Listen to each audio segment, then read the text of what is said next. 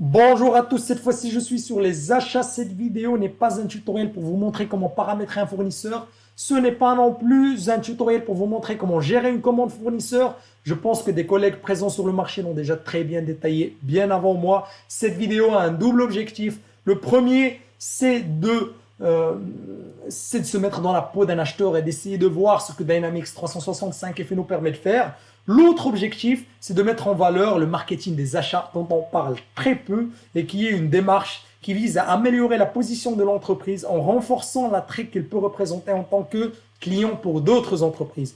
Donc tout d'abord, on a la fonction d'achat qui est apparue dans un cadre où les entreprises cherchaient à faire un maximum de chiffre d'affaires. Aujourd'hui, les entreprises cherchent plutôt à faire de la marge pour des raisons diverses. Je ne m'attarderai pas sur le sujet pour cette vidéo-là.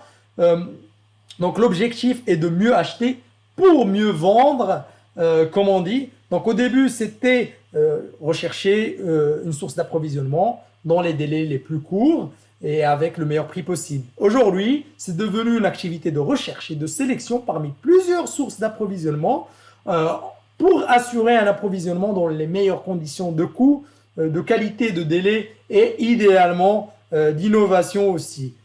Euh, donc, si je me mets dans la peau d'un acheteur, pour faire le plus simple possible, pour que tout le monde puisse comprendre, un acheteur dispose d'un certain nombre de soft skills. Pour qu'il puisse les exploiter au mieux, il doit avoir à sa disposition un certain nombre d'informations pour pouvoir trouver le produit, avoir des solutions pour mettre en concurrence plusieurs fournisseurs et minimiser les risques de rupture de stock et de pénurie. Donc, une fois c'est connu, il faut savoir qu'un acheteur, il est dans un service d'achat qui applique une stratégie d'achat, qui est une collection de règles qui contrôle le processus de demande.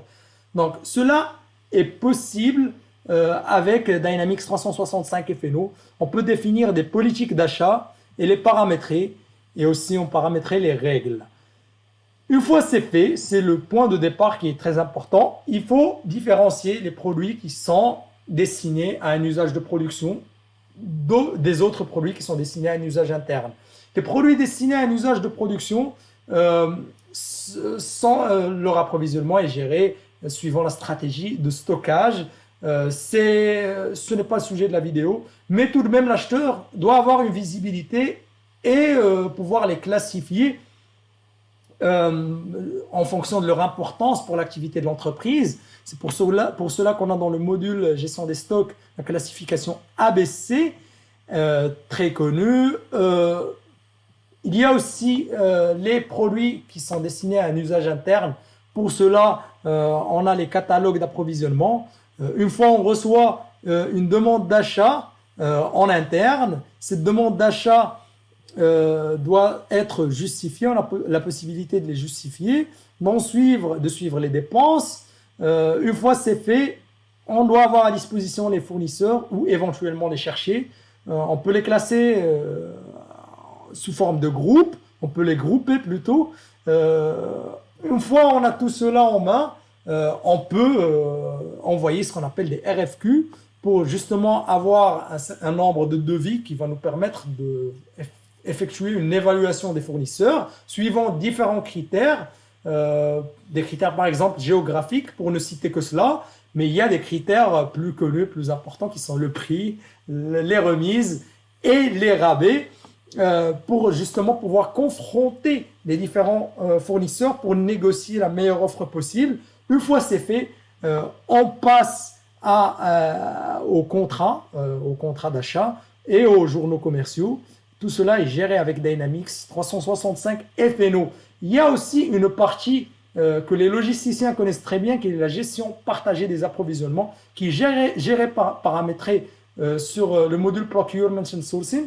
Je trouve que le nom est très bien trouvé, traduit en français approvisionnement, mais le nom en anglais, je pense qu'il définit très bien le rôle du module. On a une partie collaboration des fournisseurs, mais il y a aussi un module à part pour gérer cette collaboration avec le fournisseur, c'est-à-dire lui offrir une certaine visibilité sur le stock de l'entreprise pour qu'il puisse en assurer un approvisionnement quasi automatique ou continu. Si on rajoute à cela Le fait que Dynamics 365 FNO peut s'ouvrir dans Teams. Il y a différents paramétrages à mettre en place, mais c'est possible. Si cette fonctionnalité-là si seulement ça aurait pu être plus facile à mettre en place pour que justement, par exemple là sur le module Vendor Collaboration, avoir un petit onglet pour accéder à Teams, comme c'est le cas par exemple sur Dynamics 365 CRM, ça serait parfait pour justement mettre l'accent sur l'aspect marketing des achats et pour que l'acheteur puisse exercer son activité dans les meilleures conditions possibles.